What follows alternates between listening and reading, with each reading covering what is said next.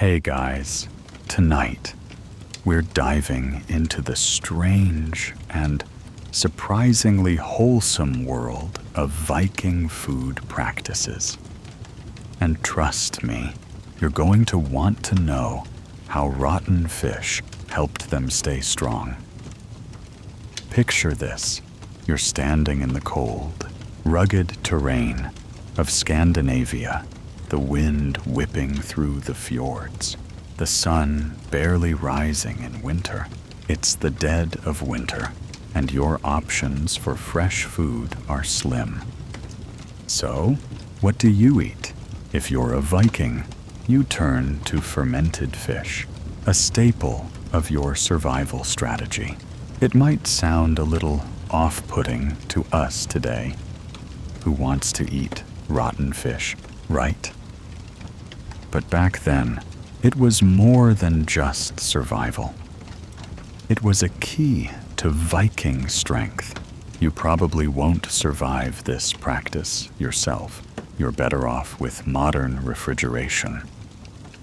But let's travel back to a time when fish, and specifically rotten fish, was a Viking treasure.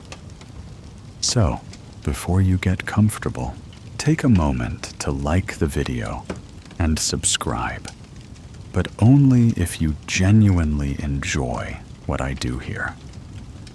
And hey, post your location and local time in the comments below. I'm always curious where you're listening from. Now, dim the lights. Maybe turn on a fan for that soft background hum. And let's ease into tonight's journey together. It's hard to imagine how eating something as seemingly unpleasant as rotten fish could have been a key to strength and survival.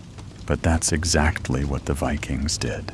They didn't have refrigerators or fancy preservatives. They had the cold, and they made it work for them. Fish, which was abundant in the surrounding seas, became their food source for survival during those long, dark winters. But not just any fish. Rotten fish, or rather, fermented fish, became a vital part of their diet. It wasn't just about getting something to eat. It was about making sure the food lasted long enough to survive the harsh conditions. But how could eating rotten fish possibly give the Vikings the strength and power we associate with them? The key was fermentation. This process not only preserved the fish, but also transformed it into something far more powerful than simple protein. Fermented foods, like the fish the Vikings relied on, are rich in probiotics and nutrients that help digestion and keep the body strong. Historians still debate whether Vikings ate fermented fish for health, or simply because they had no other choice. But when you consider how essential this food was to their diet and lifestyle, it's clear that the Vikings understood something about survival that we may not fully appreciate today. Now, let's take a step back and consider how the Vikings often celebrated for their brutal raids and impressive longboats might not have been as healthy as modern myth makes them out to be. Sure, they were powerful warriors, but they weren't immune to the harsh realities of the Viking diet. In fact, their food choices were shaped by necessity rather than luxury. The truth is, the Viking diet wasn't exactly full of fresh greens or exotic meats. Their daily meals were built around practicality: fish, dairy, grains, and the occasional meat foods that would last through the bitter cold. Without the convenience of modern food preservation, historians still argue about how nutritious their diet truly was. Some suggest the Vikings had a relatively balanced diet, with plenty of protein, carbohydrates, and fats to fuel their fierce lifestyles. Others believe that many of their food choices, especially the fermented fish, may have been more about survival than strength. Either way, there's no denying that the Viking diet lacked some of the variety and freshness we're accustomed to today. Imagine a meal of ardam, dry bread, salty butter, and fermented fish. It's not exactly the stuff of modern gourmet cooking, but it was a crucial part of their survival. But here's where it gets interesting. While we might think of the Vikings as living on a dull, repetitive diet, the preservation techniques they used, like fermentation, were actually quite advanced for their time. They didn't just eat fish to stay full. They ate it to survive the long winters when fresh food was scarce, and to maintain their strength for the long battles ahead. This wasn't a luxury diet. It was a strategic one. In fact, some historians suggest that the Vikings' reliance on fermented fish helped them stay healthy enough to perform the incredible feats they're known for. Vikings lived in a cold, isolated part of the world where resources were limited. Fresh fish wouldn't last long, so they had to rely on preservation methods that would allow them to eat year-round. This is where fermentation came in.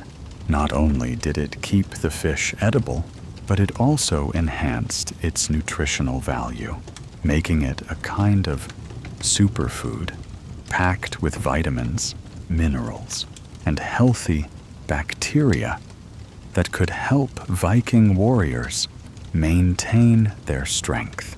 But let's not romanticize it too much.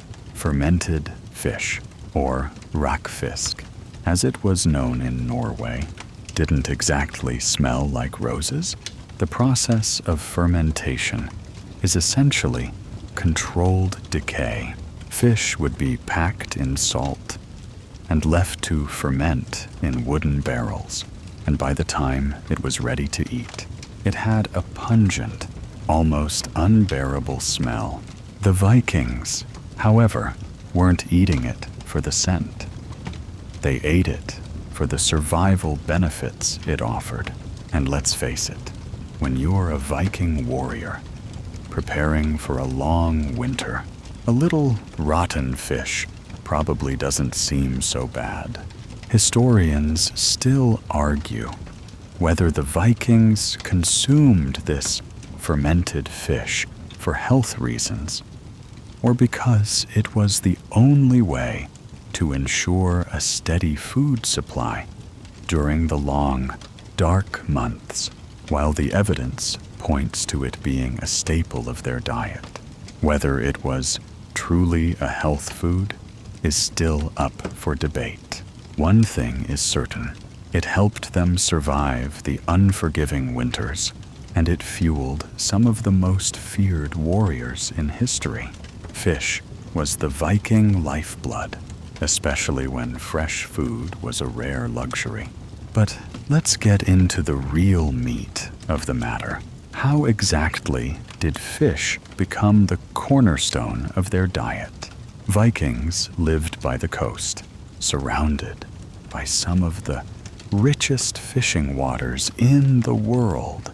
The abundance of fish in the seas around Scandinavia made it the ideal food source for a people who spent a large portion of their time at sea, trading and raiding along the coasts of Europe. The idea of eating fermented fish might sound completely bizarre to us, But for Vikings, it was a practical solution to a very real problem.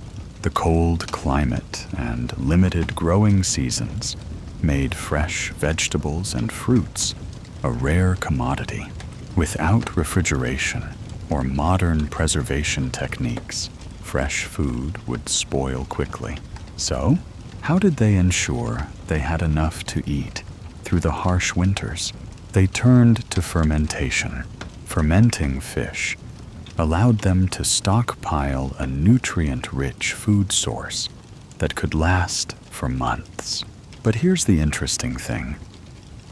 Fermented fish isn't just about making something edible last longer. The process of fermentation itself transforms the food.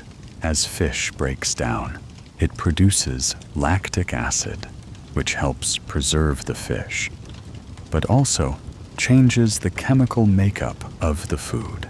This process increases the bioavailability of certain nutrients, especially vitamins and minerals.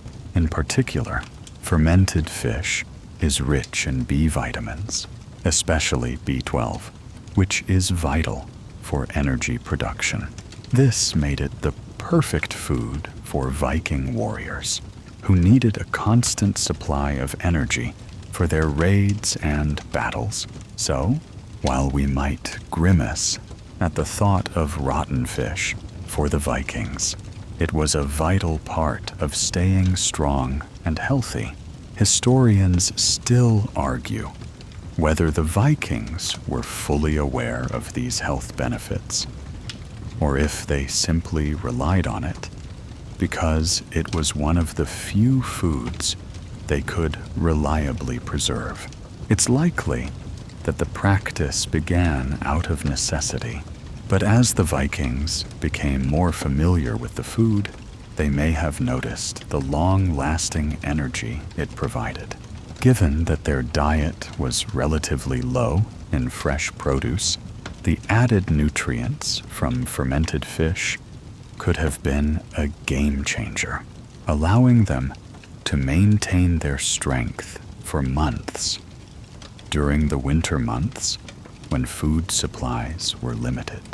But let's not forget about the ritualistic aspect of Viking food culture. Food, especially during feasts and sacrifices, had a deeper significance. Viking society was rooted in religion, and their connection to the gods played a central role in daily life. While fermented fish was undoubtedly a practical food source, it also had a role in spiritual practices. Offering food to the gods, including fish, was a way to ensure favor and protection. In fact, certain feasts included fish as part of the offerings, as it was believed to connect the Vikings with the divine. It's fascinating to think about how Vikings might have considered the spiritual power of the fermented fish they consumed. Was it just about survival? Or did they believe the fish contained some sort of divine blessing passed down from the sea gods? The practice of offering fish at feasts to the gods may have also reinforced the idea that eating this fermented food was more than just a practical matter. It was a way to maintain a connection with the divine, ensuring strength, prosperity, and protection. The fish-driven diet wasn't just about staying full during long winters. It was about enduring the very real physical demands of Viking life. When you think of Vikings, what usually comes to mind? Fierce warriors, legendary raids, and long journeys across treacherous seas. But how did they manage to sustain such grueling lifestyles? The answer lies in their food, especially their reliance on fish. But here's where things get interesting. Fermented fish wasn't just a survival tactic. It was a way to ensure that the Vikings maintained their strength, stamina, and mental sharpness on these extended voyages.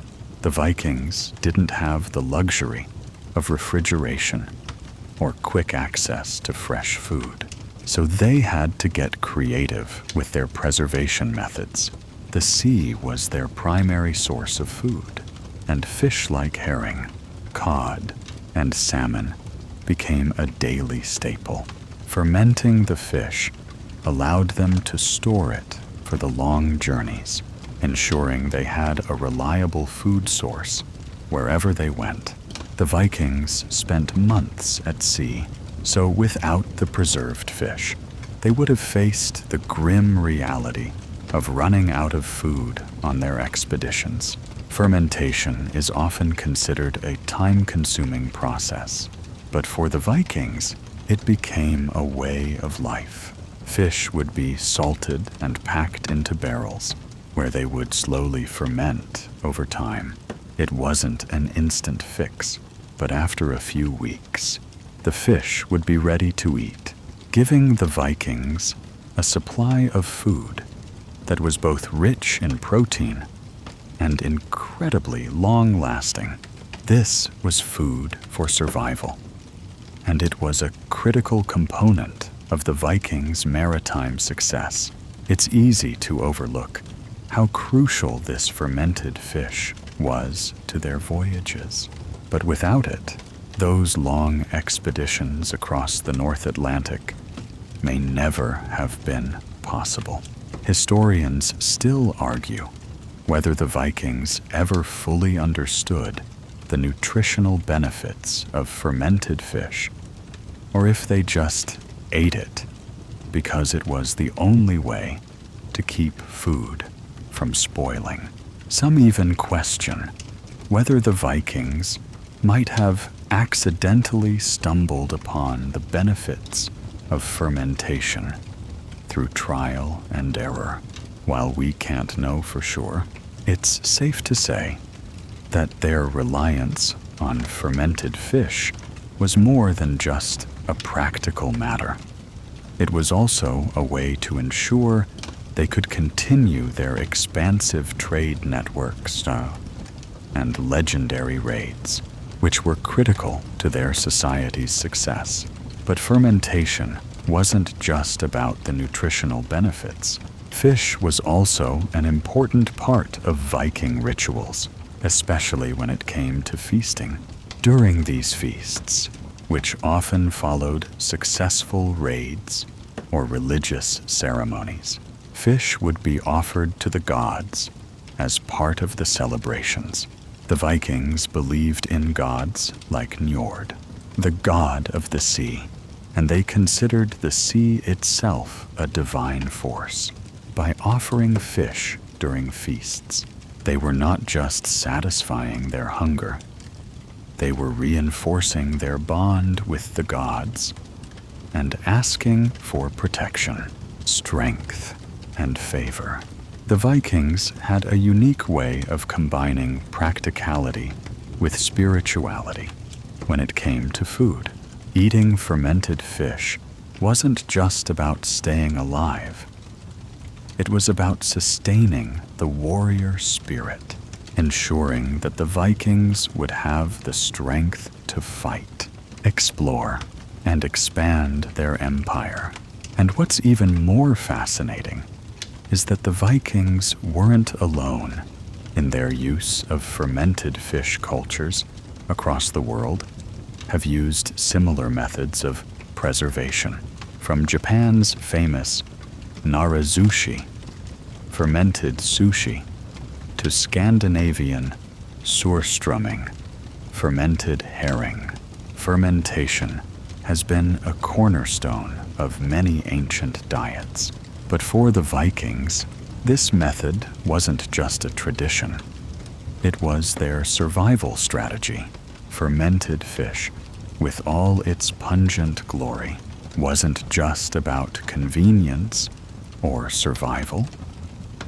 It became an intrinsic part of Viking identity. The connection between the Vikings and their fish-heavy diet went beyond sustenance and health.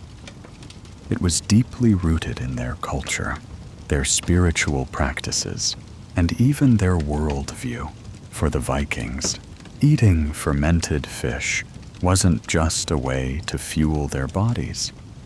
It was a way to embody the strength and endurance they prized so highly. Think about it. The Vikings spent much of their time at sea, navigating treacherous waters in ships like the longboat, which were sleek and designed for speed. These vessels didn't have cargo holds fit for large amounts of fresh food, and that's where fermented fish became invaluable.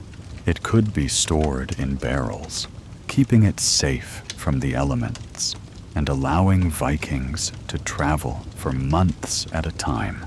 Their survival on these journeys depended on food that could endure the same harsh conditions they faced out on the open sea, and fermented fish fit the bill perfectly. But how did this salty, fermented food become such a vital part of Viking voyages? First, let's break down how the Vikings would typically prepare their fish.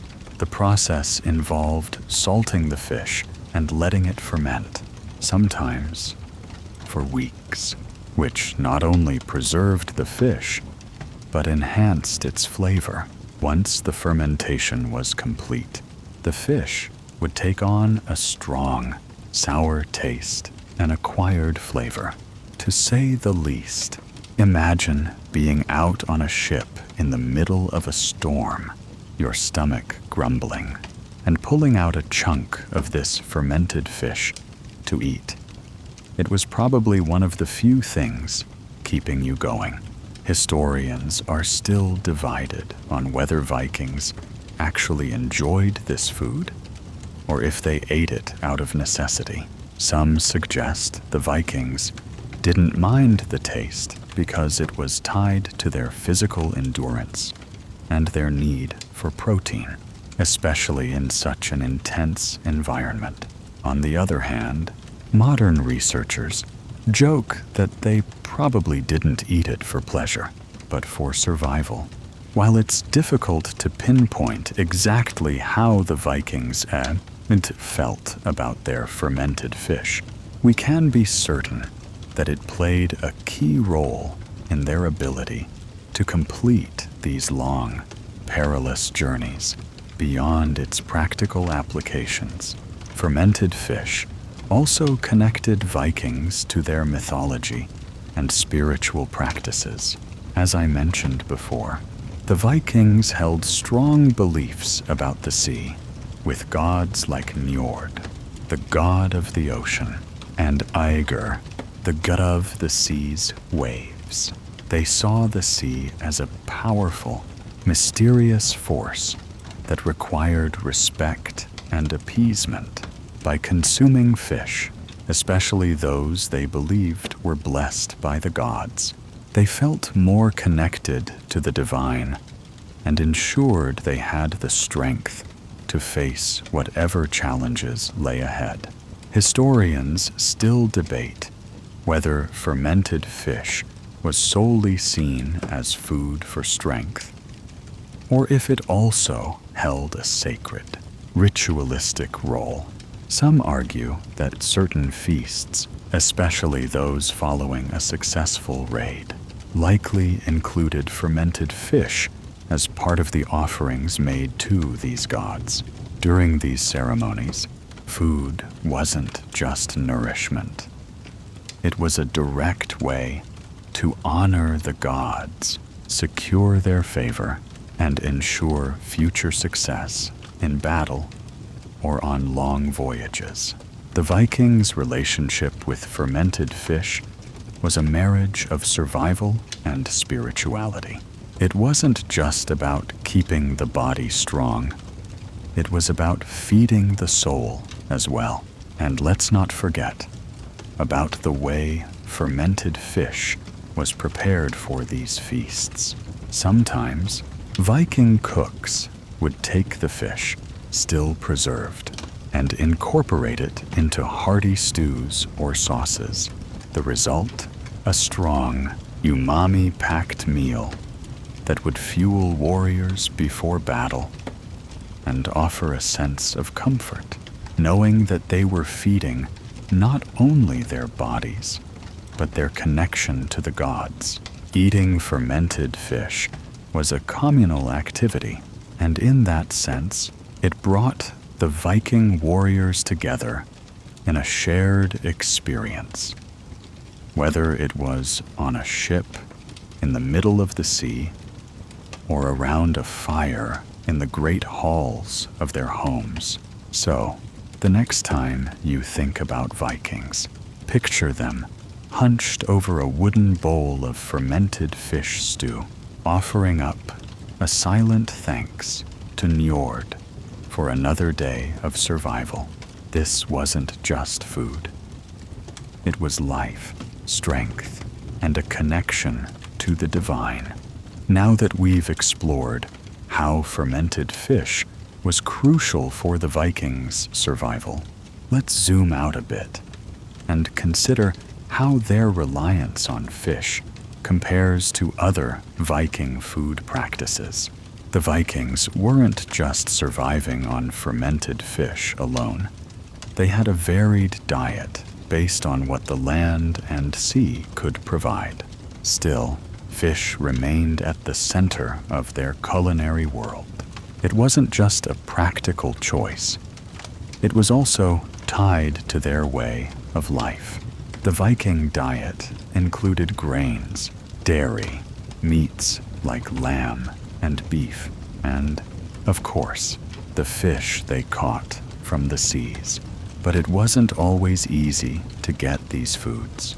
The harsh Scandinavian winters and short growing seasons meant that Viking farmers had to be strategic in what they planted. While the Vikings had access to crops like barley and oats, they had to rely heavily on the seas to fill their stomachs. This meant fish wasn't just an occasional meal. It was an essential part of their daily life. And while fermented fish played a central role in their survival, it wasn't the only way they preserved their fish. Vikings also dried their fish, especially cod, which was abundant in the North Sea. Drying fish allowed it to last through the colder months when fresh food was scarce.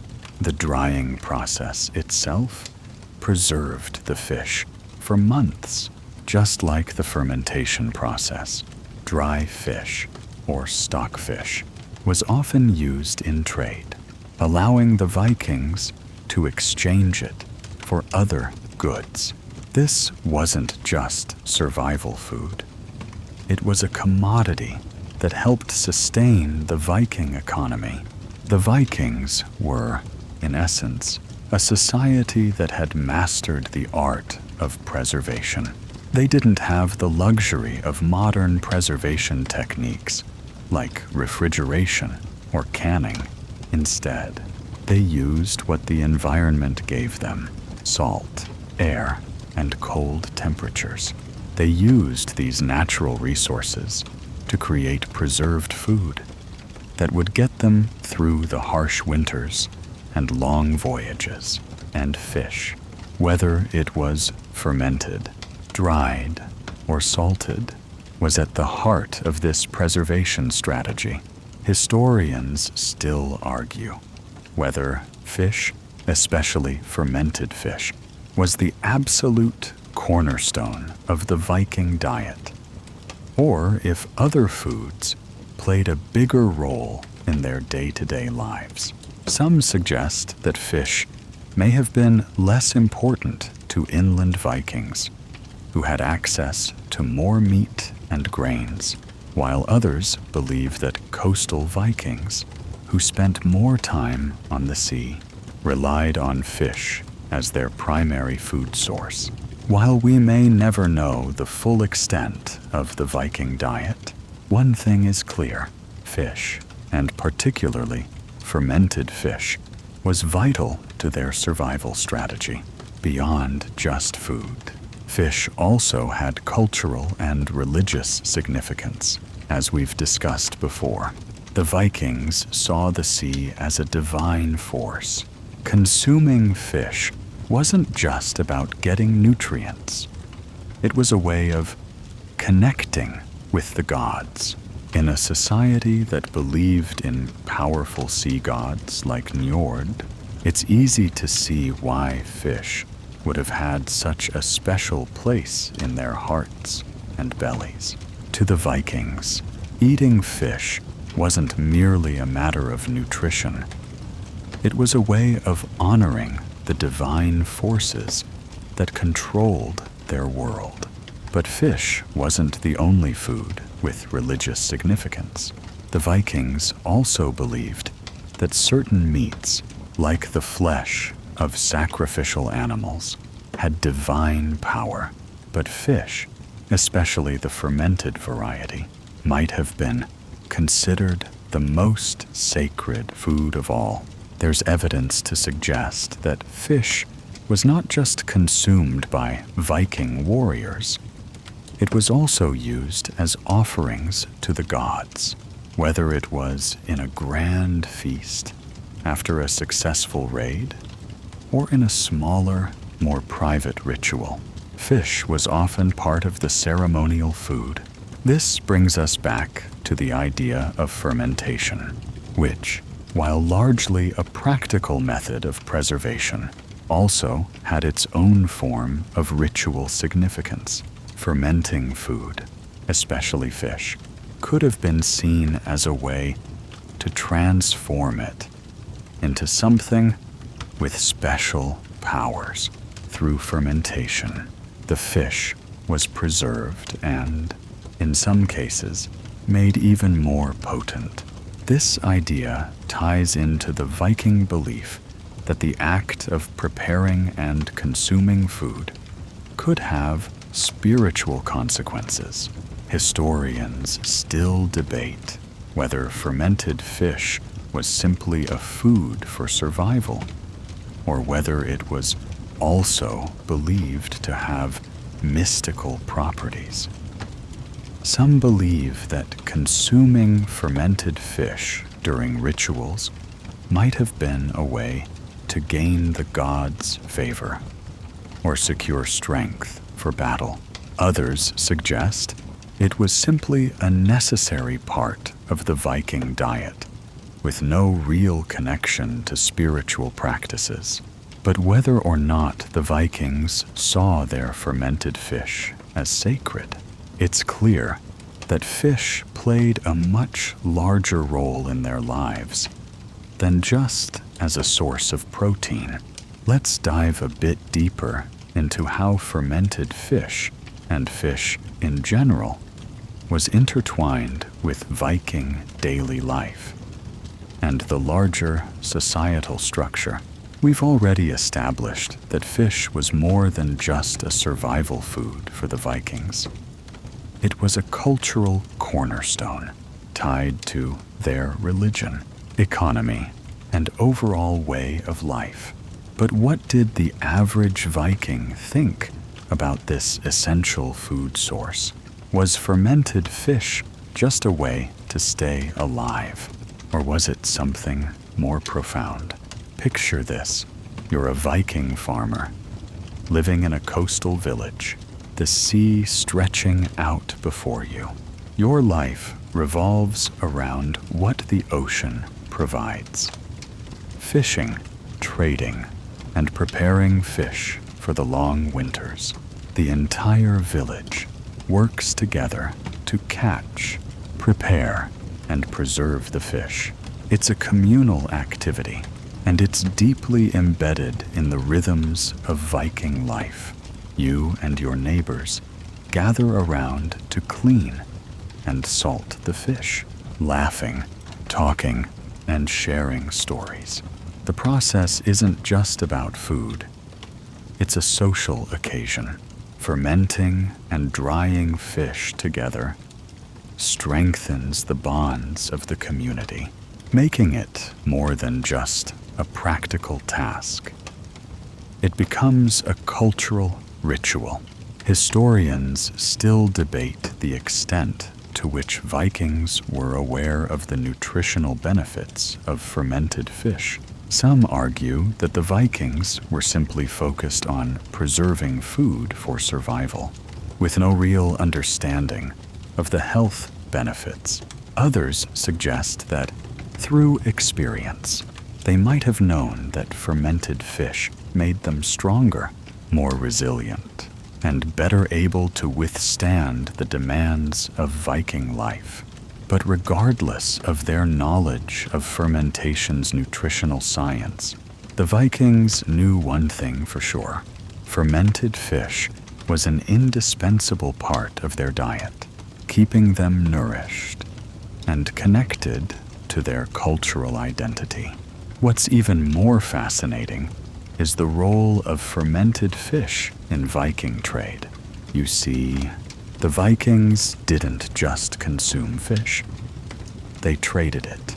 Their trading networks stretched far and wide, and fish, particularly salted and dried fish, was one of their main exports. The cod from the North Sea, preserved and prepared through drying or fermentation, was in high demand across Europe.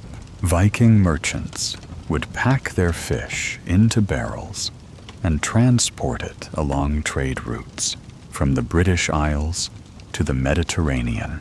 This wasn't just about survival, it was also about prosperity.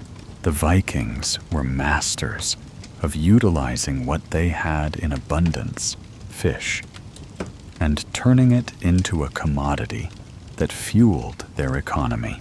But the importance of fermented fish didn't end at the marketplace. It had a spiritual dimension as well. For the Vikings, the sea was not just a source of food. It was a living, breathing force that connected them to the divine.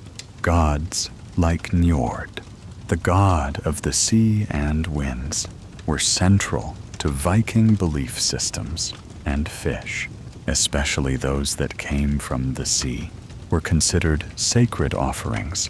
Consuming fish wasn't just a way to stay healthy. It was a way to honor the gods and strengthen the relationship between the divine and the mortal world. Whether it was through eating fermented fish during feasts or offering it as part of a ritual sacrifice, the Vikings believed that their food, especially fish, had power. They didn't just eat it for its nutrients. They consumed it with the understanding that it had a spiritual purpose, providing them with strength, protection, and favor from the gods. Eating fish wasn't just about filling the stomach. It was about connecting to something greater than oneself. Historians still debate whether the Vikings truly believed that consuming fish gave them spiritual power, or if this idea was something more symbolic. Some argue that it was more about ritual than actual belief in the divine properties of fish. Others suggest that the act of consuming the fish during rituals was believed to channel the power of the gods directly into the eater, fortifying them both physically and spiritually. Whatever the case, it's clear that fish, especially fermented fish, had a much deeper significance than just being a foodstuff. It was a key component of the Viking worldview, embodying both survival and spiritual connection. The Vikings' reliance on fermented fish goes beyond mere practicality.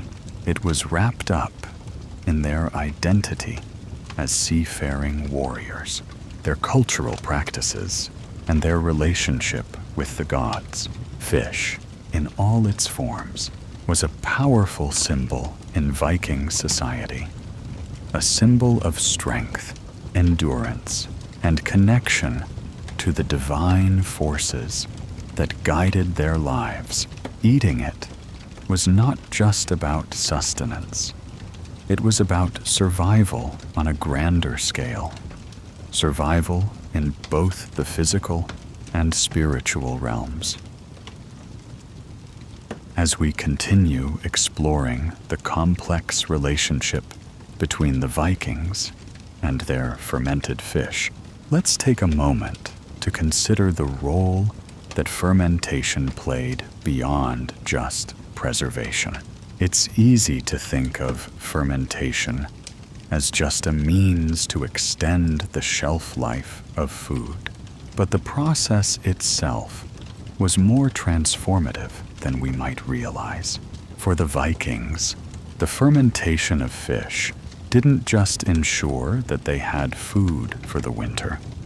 It also unlocked a whole new world of flavors, textures, and health benefits that made the fish an even more valuable part of their diet. Fermentation is an ancient technique dating back thousands of years, and it's still widely used around the world today. But for the Vikings, it wasn't just about making fish last longer. The process of fermentation breaks down proteins in the fish, creating new compounds that can have beneficial effects on the body. For example, fermented fish is rich in amino acids and fatty acids, which are essential for muscle repair and energy. Given that the Vikings were fierce warriors and sailors, these nutrients were key to their physical prowess. In other words, eating fermented fish wasn't just about surviving the cold. It was about keeping their bodies in peak condition for battle and long sea voyages. Historians still debate whether the Vikings fully understood the biochemical processes behind fermentation, or whether they simply knew that fermented fish was packed with the nutrients they needed to thrive. But one thing is certain: the Vikings didn't just eat fermented fish because it was easy to preserve. They ate it because it gave them an edge. The nutritional benefits of fermented fish helped them maintain their strength, recover from the physical demands of their life, and keep their minds sharp, whether on the battlefield or navigating through stormy seas. Beyond the physical benefits, fermented fish also played a role in Viking social life. Eating together, sharing meals, and celebrating with food were key aspects of Viking culture. Feasts, especially those held in honor of victories or during religious observances, were common. During these feasts, fish, particularly fermented fish, would have been a central feature. These communal meals were not just about nourishment. They were about reinforcing the bonds between community members and honoring the gods. When Vikings sat down to eat fermented fish, it wasn't just a meal. It was a ritual. Historians have suggested that food in Viking society, like fermented fish, wasn't just functional. It was also symbolic. The act of eating, especially during communal feasts, was a way for Vikings to bond with their ancestors, their gods, and each other. These shared meals would have been imbued with meaning. by consuming fermented fish. They were not only sustaining their bodies, but also honoring the very elements that made their survival possible: the sea, the gods, and their community. This was particularly important when it came to the Viking warrior class. For them, food wasn't just fuel. It was part of their warrior ethos. They were taught from a young age that strength, endurance, and resilience were essential traits for survival. Food, especially food with powerful symbolism, like fermented fish, helped reinforce these values. Consuming such foods became an act of self-affirmation, reminding them of their strength, their connection to the divine, and their place in the Viking legacy. But what about the less glamorous aspects of fermented fish? You might be wondering if all this symbolism and practicality could really make up for the powerful smell and strong taste of the fish. If you've ever opened a jar of fermented fish, you know it's not exactly a delicacy you're likely to crave. Vikings didn't exactly have the luxury of modern seasoning and cooking methods, and fermented fish was known for its pungent aroma. It's said that the fish could smell so bad, it was often stored away from living spaces, in barns or sheds. Yet, despite its unappealing qualities, fermented fish was a necessary part of their diet. And though the smell may have been unbearable at times, the Vikings found a way to turn that into a reminder of their resilience. Historians continue to debate whether the Vikings were ever truly fond of fermented fish, or if they ate it simply because it was essential for survival. Some argue that the Vikings had an almost reverential relationship with their food, seeing it as a sacred offering to the gods. Others suggest that, much like soldiers today eating MREs, the Vikings simply ate fermented fish because it kept them alive, whether they enjoyed it or not. One thing is clear: fermented fish was essential to the Viking way of life, and its role in their survival cannot be overstated.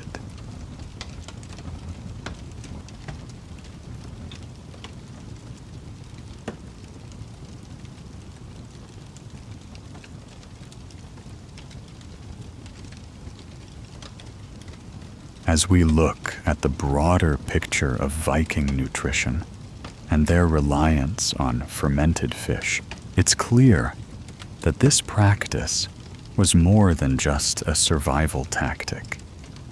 It was a strategy for conquering the harsh elements and thriving in one of the toughest environments on Earth. To be a Viking, especially a Viking warrior or sailor, meant constantly facing challenges: unpredictable seas, long winters, and extended periods without fresh food. Fermented fish became an essential part of the Viking arsenal, one of the many tools they used to stay strong, healthy, and capable of achieving their legendary feats. But let's take a step back and appreciate how the Vikings used their environment to their advantage. Scandinavia is a land of extremes. Long, dark winters and brief summers made food production incredibly difficult. The growing season was short, and what could be grown mostly grains like barley and oats wasn't enough to sustain a growing population. The answer: the sea. The Viking coastal settlements had easy access to a wide variety of fish, which could be caught in abundance, preserved for long periods, and used to sustain entire communities. They didn't just rely on fish for food. They made it last, turning it into something that could fuel them through the hardest of times. Fermentation, the process that turned fresh fish into something that could last for months, became a life-saving practice. But the Vikings were far from the only people to rely on fermented foods. Cultures all over the world, from the Chinese with their pickled vegetables to the Japanese with their narazushi, fermented fish, developed methods of fermentation to preserve food. What's fascinating, however, is that the Vikings might not have just used fermentation for practicality. They may have also used it to enhance their strength and vitality. They were warriors, after all, and any advantage they could gain from their food would have been highly valued. Historians still debate how much the Vikings understood about fermentation's health benefits. Did they know the fish was packed with vitamins, amino acids, and probiotics that could boost their immune system, strengthen their muscles, and help with digestion? Or was it simply a matter of making sure their food didn't spoil in a time before modern preservation methods? Either way, the result was the same. They were eating a powerful food that helped them survive and thrive in one of the most difficult climates on Earth. But despite all the benefits, let's not forget the somewhat uncomfortable truth. Fermented fish didn't exactly smell like roses. The process of fermentation, while creating a more nutritious food source, also resulted in a strong, sour odor. This wasn't food you'd casually throw in the kitchen pantry. Fermented fish had to be stored away from the living areas, sometimes even buried or kept in barns. Imagine, if you will, living in a small Viking settlement with fish fermenting nearby. It wasn't exactly the fresh scent of a bakery or a warm hearth. It was the pungent reminder of survival. Yet, for the Vikings, this smell would have been less of a deterrent and more of a symbol of their resilience. Viking warriors were accustomed to hardships, and the smell of fermented fish likely became a part of their daily life, a reminder of their ability to endure. They didn't have the luxury of fresh, exotic foods. Instead, they had what nature provided: fish, grains, and dairy. But what they lacked in variety, they made up for with creativity and resilience. They learned to preserve what they could, to make the most of their environment, and to create a diet that could fuel them for long voyages, difficult battles, and cold winters.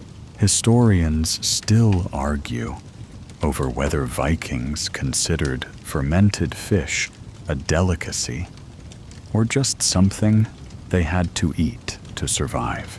Did they eat it with joy, knowing it was a food tied to their culture and their strength?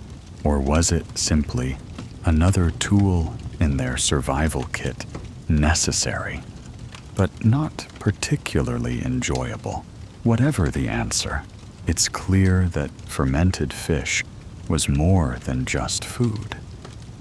It was part of what made the Vikings, well, Vikings. It provided them with the nutrients they needed to conquer the seas and expand their empire. and it played a role in keeping them connected to their cultural identity.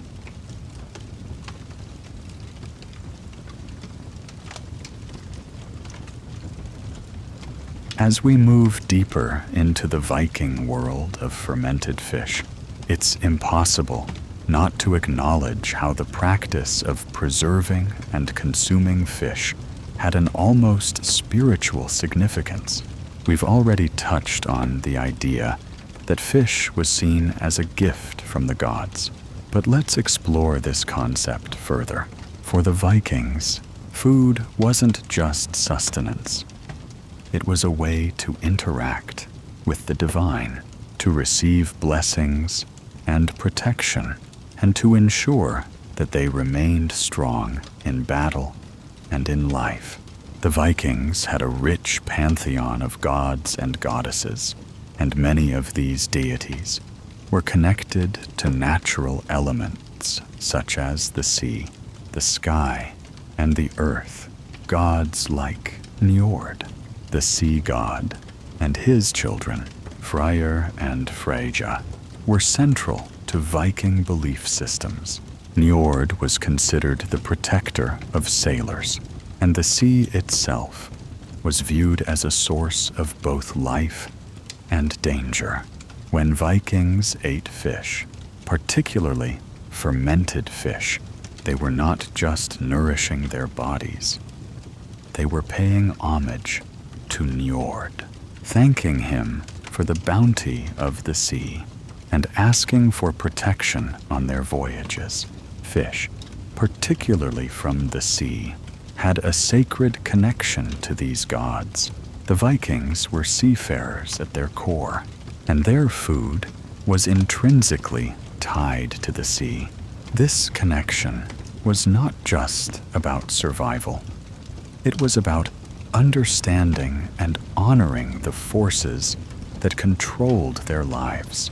To the Vikings, eating fish was an act of devotion, but eating fermented fish, which had undergone a transformation through fermentation, may have been seen as even more potent. After all, fermentation itself is a process of change, of life from decay. It's a kind of magic that transforms something seemingly undesirable into something of great power. In the same way, fermented fish may have been seen as food that not only sustained the body, but also connected the Viking to the mystical forces of the world. Historians still argue whether the Vikings believed that the act of eating fermented fish could directly connect them to the gods. Some suggest that, for the Vikings, food was more symbolic, a way of honoring the gods through offerings and rituals.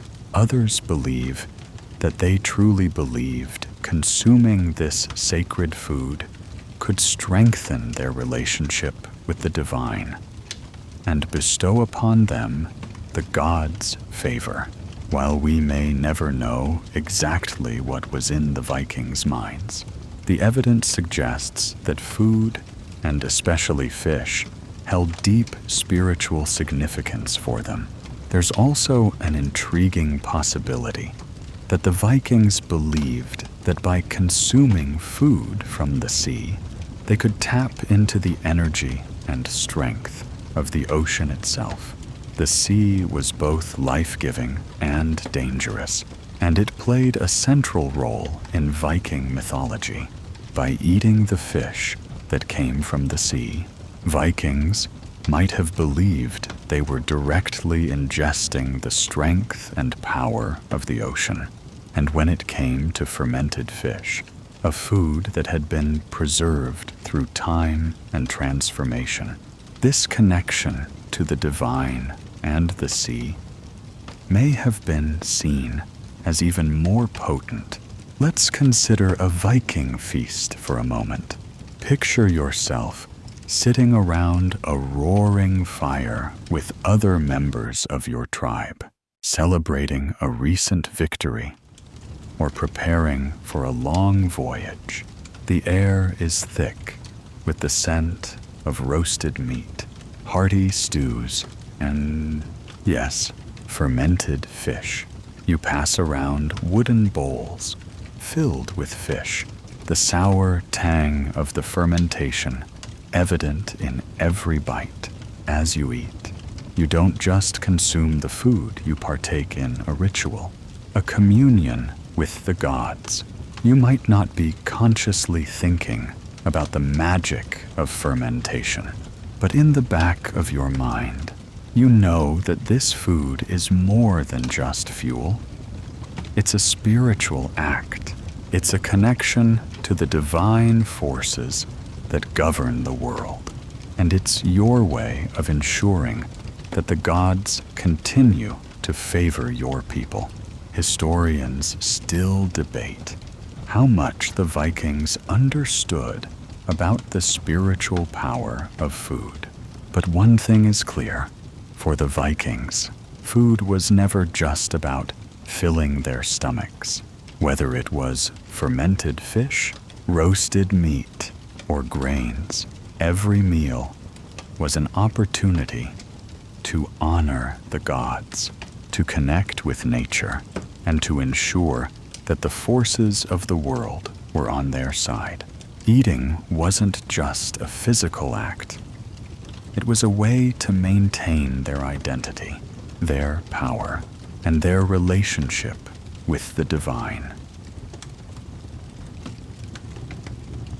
Now that we've explored the spiritual and survival aspects of the Vikings' fermented fish diet, it's important to zoom out a little further and understand the role that fermented fish played in Viking social structures.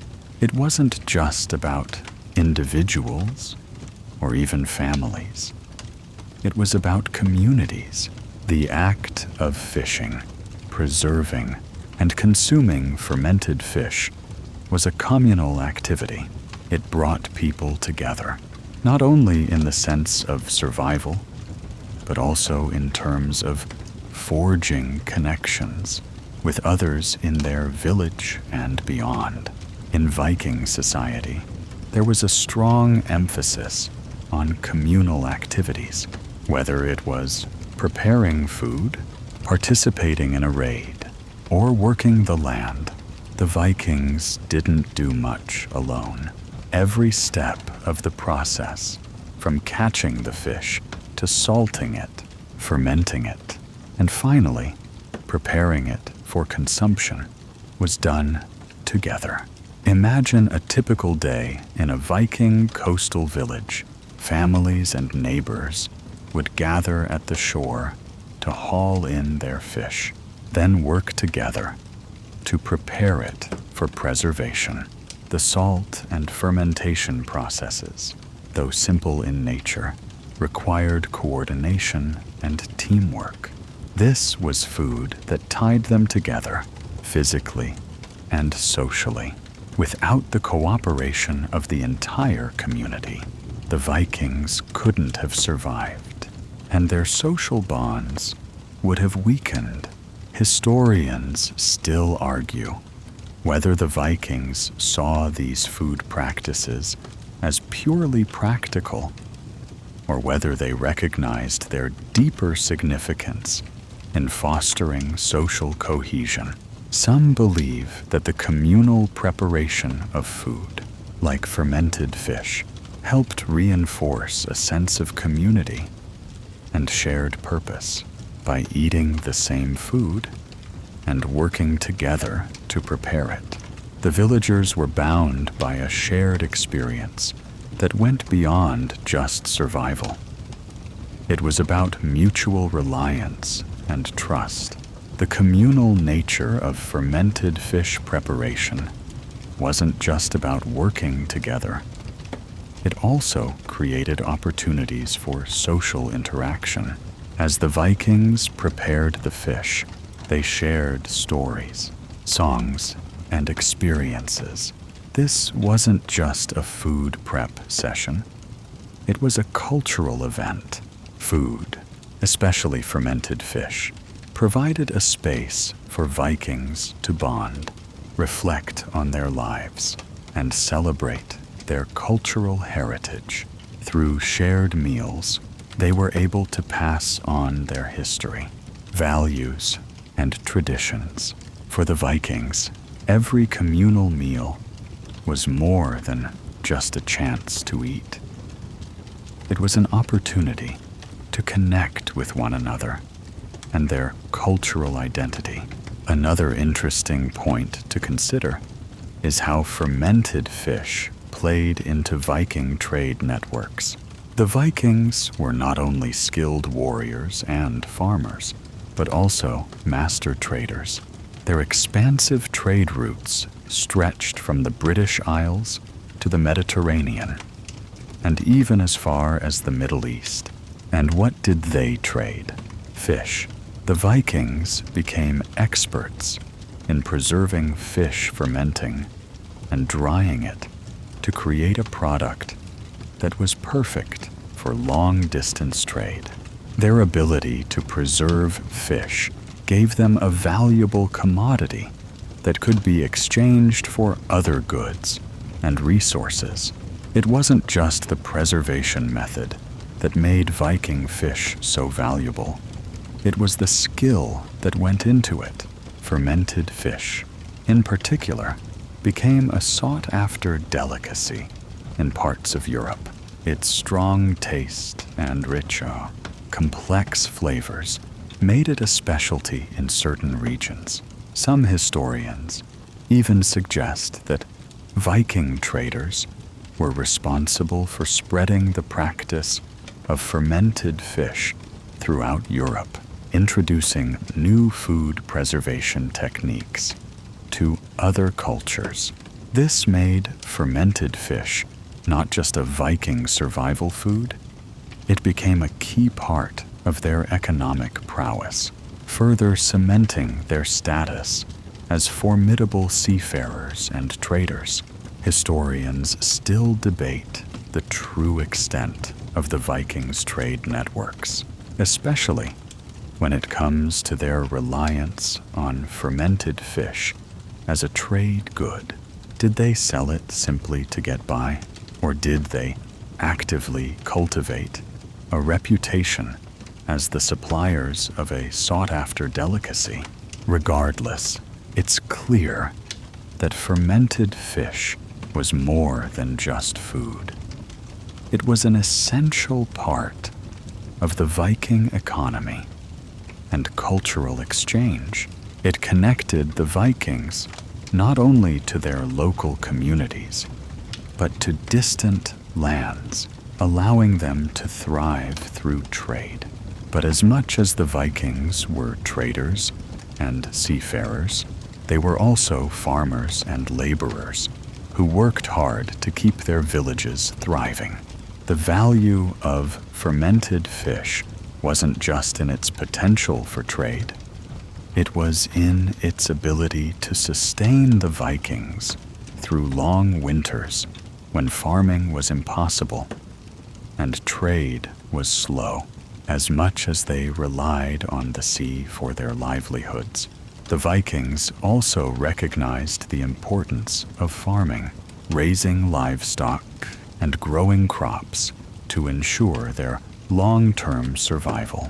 Fermented fish, therefore, was just one part of the larger Viking strategy for self-sufficiency.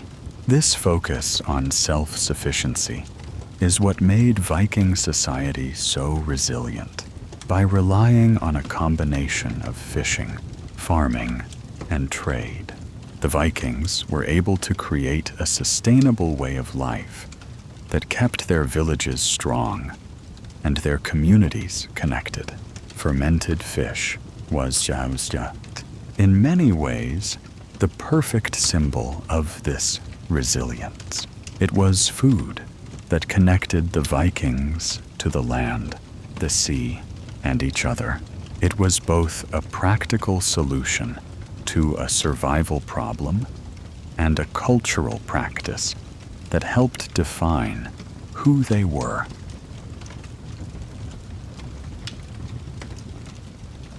As we move forward in our exploration of fermented fish in Viking culture, it's important to reflect on how the Vikings' food practices influenced their legendary resilience. Viking society was built on strength, both physical and mental. The Vikings' diet, which relied heavily on fish, particularly fermented fish, played a significant role in maintaining their fortitude. But it wasn't just the nutrients that kept them going. It was the way they approached food that was deeply tied to their warrior ethos. Vikings were known for their fierce determination and unyielding spirit, but that didn't come out of nowhere. Their diet played a vital part in shaping their mindset. The act of fermenting fish wasn't just about preparing food. It was a demonstration of patience, endurance, and foresight. Fermentation is a slow process, taking weeks or even months to complete. This patience mirrored the Viking mentality, enduring the hardships of the present with the understanding that future rewards would be worth it. They didn't rush through life. Instead, they honed their skills, stored resources, and built their strength over time, just like they did with their fish. The process of fermentation itself embodies the Viking spirit. The fish would sit in salt and ferment, breaking down and transforming into something stronger and more enduring. This idea of transformation was central to Viking life. They didn't simply live for today. They thought about how their actions today would impact their survival and success tomorrow. Fermented fish was a symbol of this mentality. It wasn't about instant gratification. It was about building the fortitude to survive long winters, fierce battles, and unpredictable seas. Every meal, every fish that went into a barrel to ferment was a small act of resilience. Historians still debate the depth of the Vikings' warrior mindset. How much was it about physical strength and how much about mental fortitude? Was their diet truly designed to boost strength, or did it serve a more symbolic purpose in maintaining their warrior spirit? While there's no definitive answer, it's clear that the Vikings' relationship with food was a reflection of their approach to life itself. They believed that by connecting with their food through hunting, fishing, preparing, and even fermenting, they were preparing their minds and bodies for the challenges ahead. Beyond its role in physical survival, fermented fish also played a part in Viking folklore and storytelling.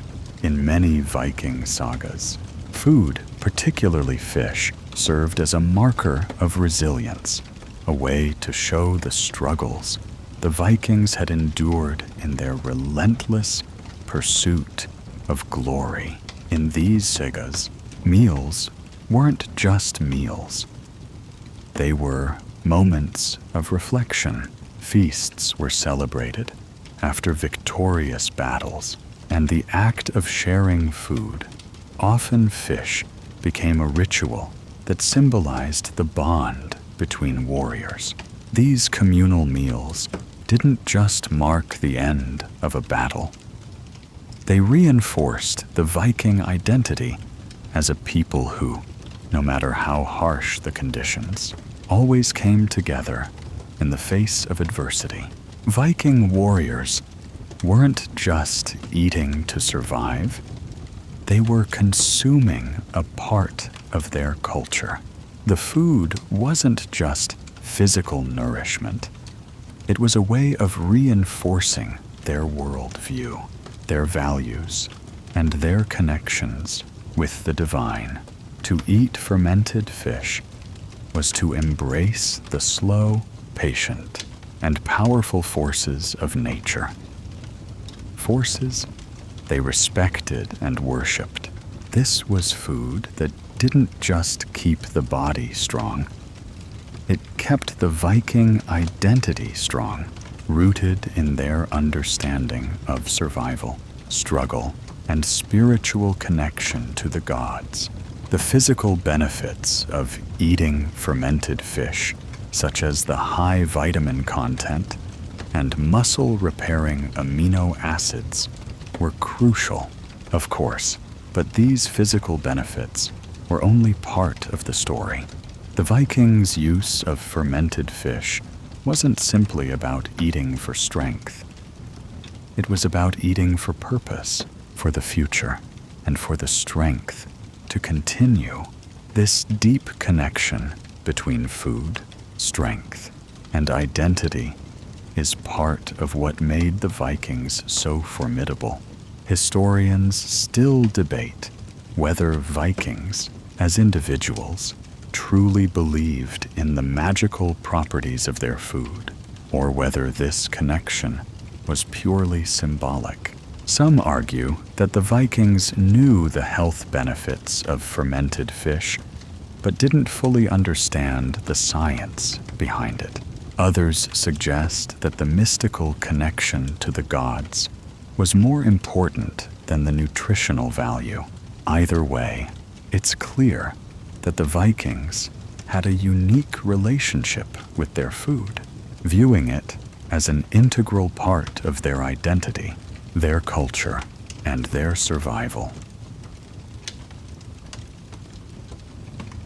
We've seen how fermented fish was not only a vital food source for the Vikings, but also an essential component of their social, spiritual, and survival practices. Now, let's take a moment to reflect on the long-lasting impact of this ancient food tradition on modern Scandinavian culture.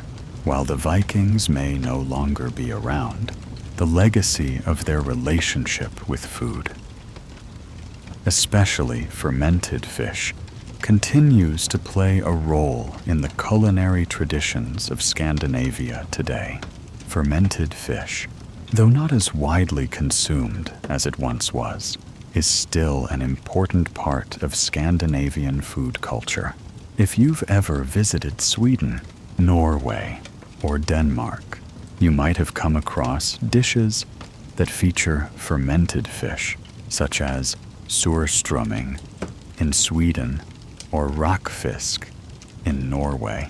While these foods might seem odd to the uninitiated, they are steeped in history, connecting modern Scandinavians to the Viking traditions of preserving fish and using it as both a food source and a cultural symbol.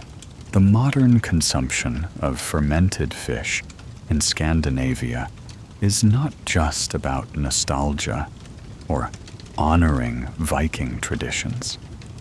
It also reflects a deep cultural pride in the ingenuity of their ancestors. For many Scandinavians, eating fermented fish is a way to connect with their past, acknowledging the struggles and resilience of the Viking people, who had to rely on these methods to survive and thrive in their challenging environment.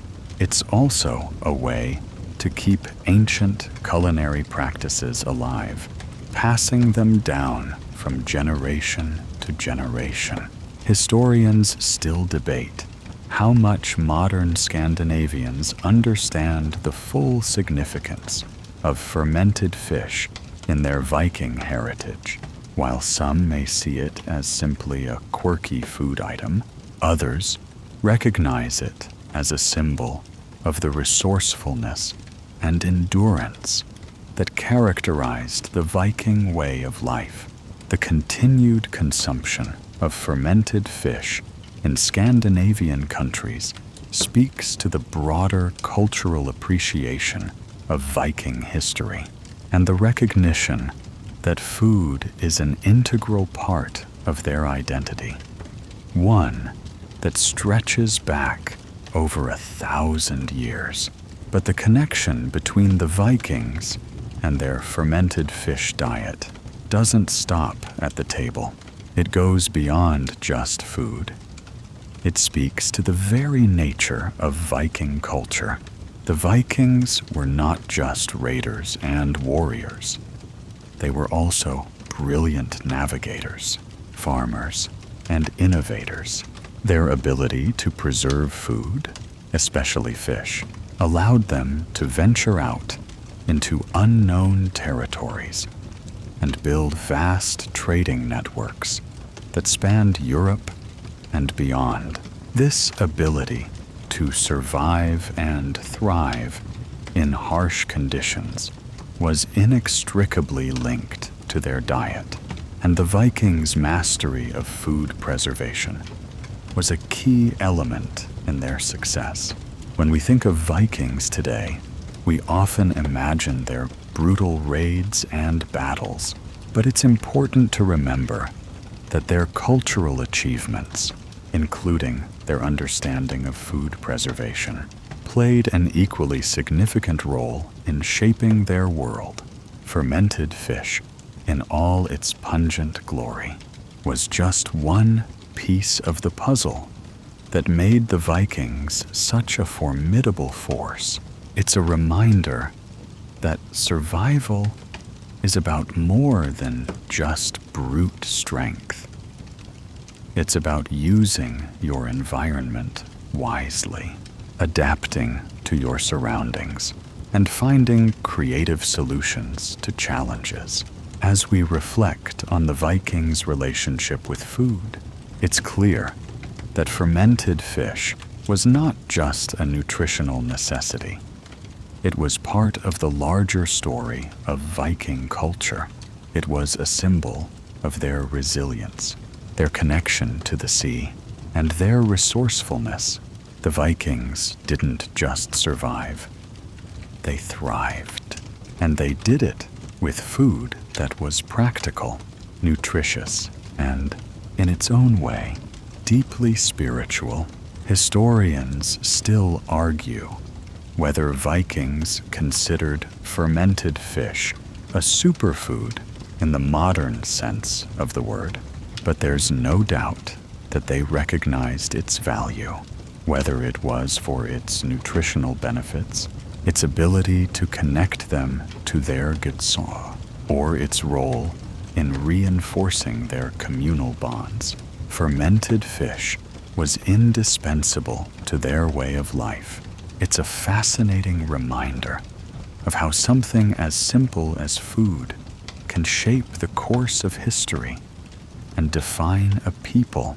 So, the next time you sit down to a meal, consider the Vikings and their fishy legacy. Sure, you might not be reaching for a herring that's been sitting in a barrel for weeks, but you're still part of a long tradition of humans using food to stay strong, healthy, and connected to something larger than themselves. Food is more than just sustenance. It's a link to the past, to survival, and to identity. And in the case of the Vikings, it was the fermented fish that helped them conquer both the physical world and the mythological realms they believed in. As we near the conclusion of our journey into Viking food practices, let's reflect on the profound cultural and historical legacy left by the Vikings, especially when it comes to their food preservation methods. While their seafaring raids and conquests dominate most modern depictions of Viking life, it's easy to overlook how much their dietary habits shaped the very structure of their civilization. The act of fermenting fish, among many other preservation techniques, wasn't just about survival. It was an essential practice that underpinned their economy, social structures, and even their religious practices. The Vikings used every resource available to them to maintain their strength, spirit, and connection to their environment. Fermented fish, while initially seen as a necessity born out of harsh conditions, eventually became a symbol of the Vikings' ability to conquer more than just physical battles.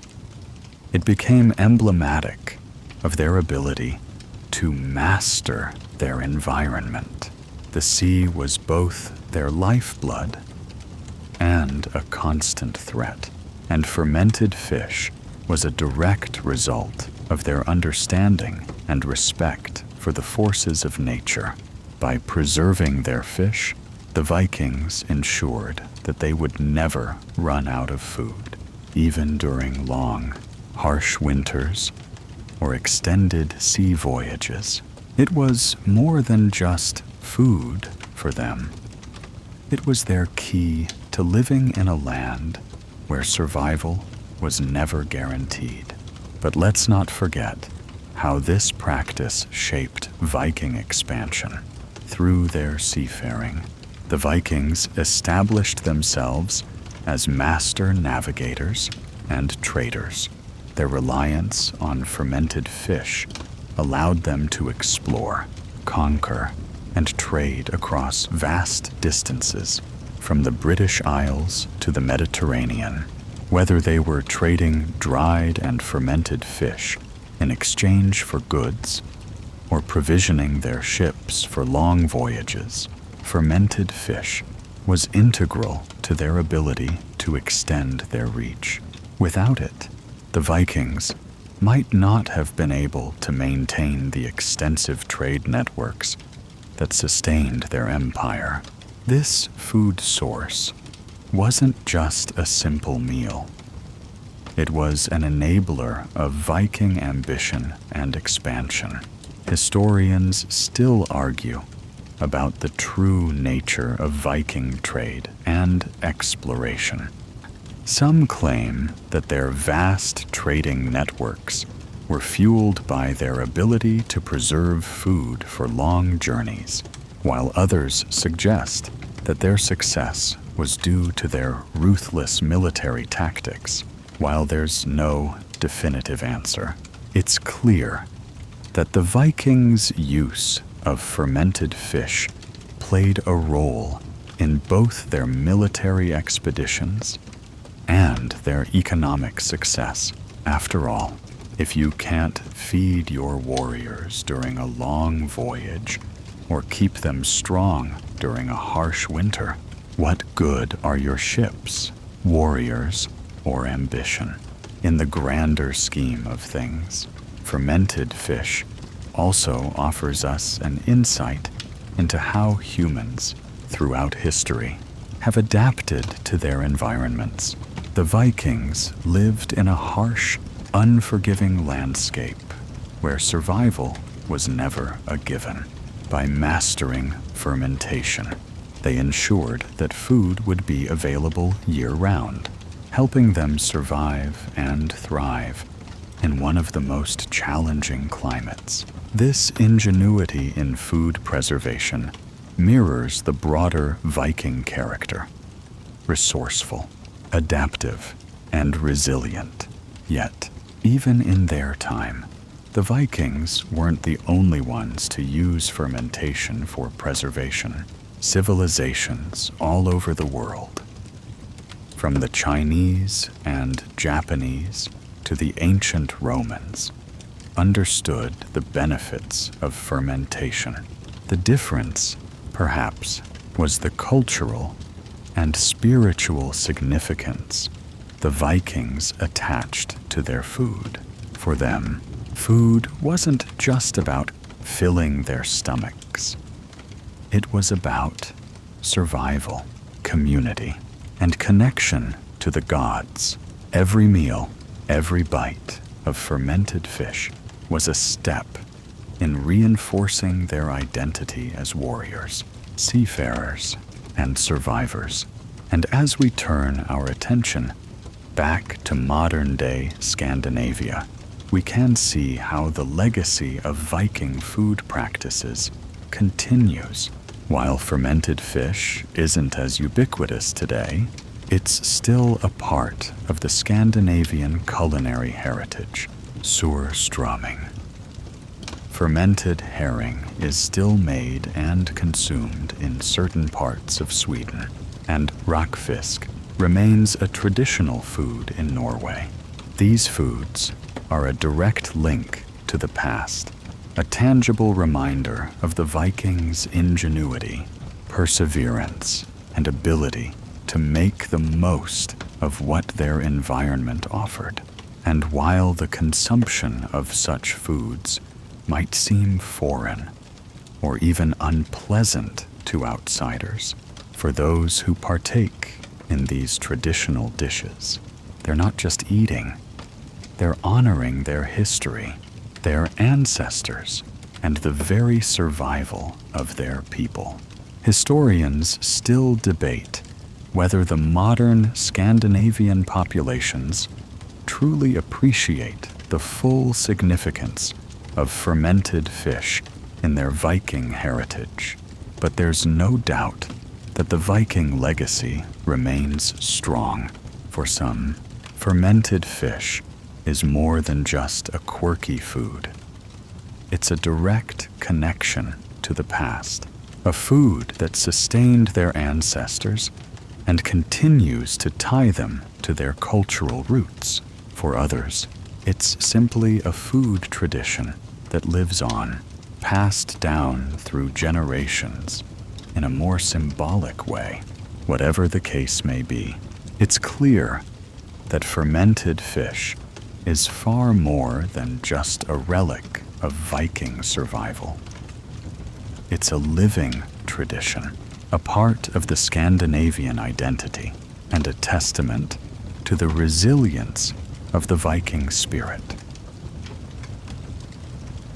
As we come to the final section of our exploration into the Vikings' use of fermented fish, let's take a moment to appreciate the lasting impact of this practice on both Viking society and modern culture. From a historical perspective, the significance of fermented fish is undeniable. It wasn't just a food source, but a symbol of Viking innovation, resilience, and survival. The Vikings' relationship with food, particularly their creative use of fermentation, provides a fascinating glimpse into how ancient peoples adapted to their environments and overcame seemingly insurmountable challenges. The Vikings' reliance on fermented fish is a testament to their resourcefulness. In an era when food spoilage was a constant threat, the ability to preserve fish through fermentation was a game changer. This simple yet effective preservation technique allowed the Vikings to store food for the long, harsh winters and keep their warriors well fed during long voyages across unpredictable seas. Without fermentation, the Vikings might not have been able to sustain their military campaigns or maintain the far-reaching trade networks that defined their civilization. Fermented fish was as much a tool for survival as it was a part of their social and spiritual fabric. But as we've seen, the Vikings' use of fermented fish wasn't just about survival. it was about identity. Eating fermented fish was a deeply ingrained cultural practice that connected the Vikings to their past, to their gods, and to their communities. Each meal of fermented fish was a reminder of the Viking ethos' strength, endurance, and a connection to nature's most powerful forces. The Vikings understood that their food wasn't just fuel for the body. It was part of a larger narrative of survival, conquest, and divine favor. Today, as we reflect on this fascinating piece of Viking history, we can see how food practices, even something as seemingly mundane as fermented fish, have shaped the course of civilization, from their mastery of the sea to their ability to adapt to the harsh Scandinavian environment. The Vikings built an empire not just through warfare and exploration, but through ingenuity. Their knowledge of food preservation allowed them to survive and thrive in a land that many would have found inhospitable. The Vikings didn't just conquer lands, they conquered the very elements, using the resources available to them in the most efficient and sustainable ways possible. And while the Vikings themselves may have faded into history, their legacy lives on in many forms, from the continued consumption of fermented fish in Scandinavia to the broader appreciation of Viking history and culture. The Vikings' influence endures. The practice of fermenting fish, though it might seem strange to modern sensibilities, remains a powerful reminder of the Viking spirit, one that embraced resilience, resourcefulness, and an unyielding connection to the natural world. Now, as you lie back and let the gentle rhythms of the night settle in, think about how the Vikings used every tool at their disposal to thrive in a world that often seemed hostile and unpredictable. Their ability to preserve food like fermented fish wasn't just about surviving. It was about forging a legacy. It was about creating a culture that was as tough and enduring as the fish they consumed. So, as you drift into sleep tonight, think about how food, whether it's something as simple as fermented fish or a warm meal shared with loved ones, connects us to the past, to our identities, and to the forces of nature that sustain us. Let this reflection help you feel grounded as you, like the Vikings, find your own strength and resilience in the small, everyday things. Whether you're eating a meal or resting, you're part of a long tradition of humans who have adapted, thrived, and connected with the world around them. Now, as you settle deeper into the warmth of your bed and let the quiet hum of the world fade into the background, allow the quiet endurance of the Vikings to accompany you into a peaceful, restful sleep. Their legacy of survival, strength, and connection to something greater will remain with you, as steady and lasting as the fermentation that helped sustain them through the darkest times. Sweet dreams.